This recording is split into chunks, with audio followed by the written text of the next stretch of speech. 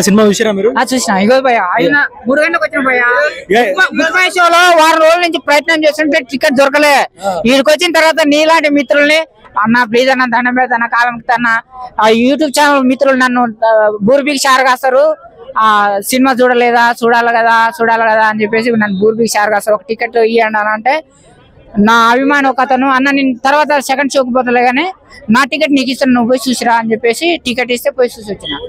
ఈ సినిమా కల్కి cinema hitech cinema అందరికి అర్థం కాదు. నాలాంటి వాళ్ళు 4-5 సార్లు చూడాలి.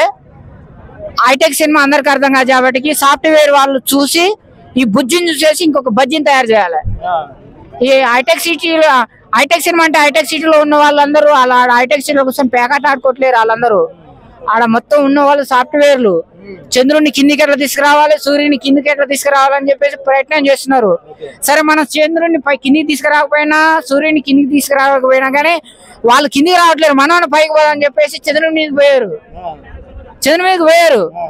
ఇప్పుడు సూర్యుని మీదకి ఎట్లా పోయాలని చెప్పేసి ఆలోచన చేస్తున్నారు. అందు గురించి చంద్రుడి మీదకి పోయి సక్సెస్ అయినాం.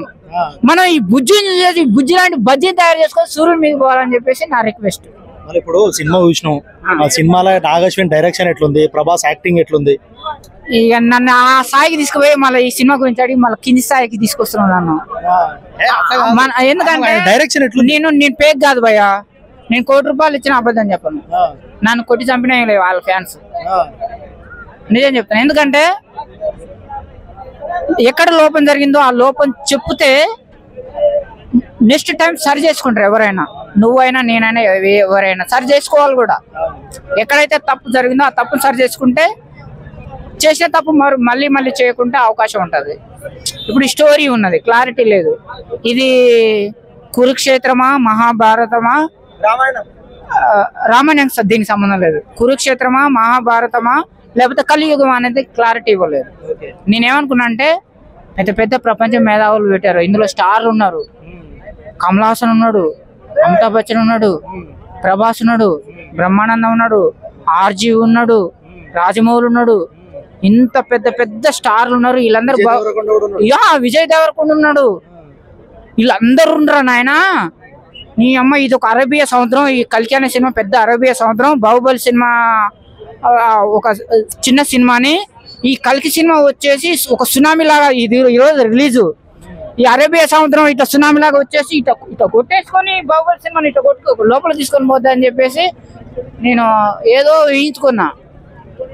కానీ మన హిందూ సంప్రదాయంలో మన గుడి పోయినా ఎక్కడ గుడి పోయేటప్పుడు మన గుడిలోకి పోయేటప్పుడు కాలు కడుక్కొని పోతాం.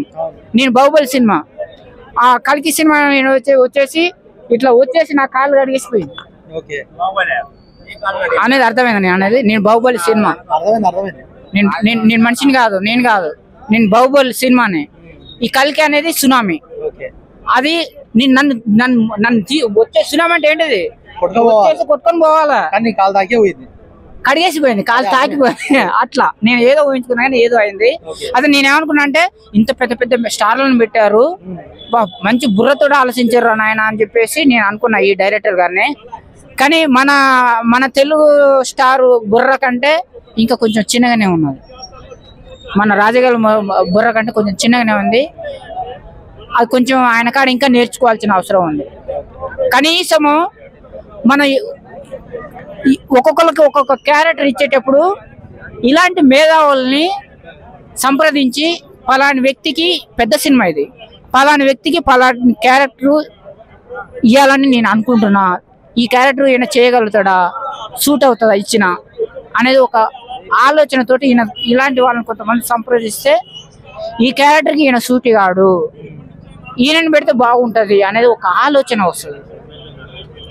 ఆలోచన వస్తే దాంట్లో డెవలప్ అవుతుంది. ఇప్పుడు ఈ కట్టప్ప అనే వ్యక్తి ప్రభాస్ కంటే 100 రెట్లు గుర్తింపు ఉన్న వ్యక్తి ఆయన. కట్టప్ప అనే వ్యక్తి ఇప్పుడు ఈ సినిమా నేను చెప్పేదాన్ని ఆయన వ్యక్తి. అలాంటి ఆయన కూడా కాళ్ళ కిందకి వచ్చేసి కాళ్ళు నెత్తిన పెట్టుకున్నాడు. అంటే మరి ఆ క్యారెక్టర్ ఆయనకైతేనే సూట్ అవుతుంది అని చెప్పేసి ఆయన ఒక క్రియేట్ చేశాడు. ఈయన అర్జున్ పాత్ర విజయ్ దేవరకొండకి ఇచ్చాడు. ఆయన క్యారెక్టర్ అవగానే అందరు నవ్వారు. అంటే మనం అనేది ఏంటంటే నవ్వుబాట్ల బతుకు. ఈ సినిమా టోటల్ గా 10 out of 10 ఇస్తావు నువ్వు అయితే? నేను దీనికి రేటింగ్ ఇయ్య.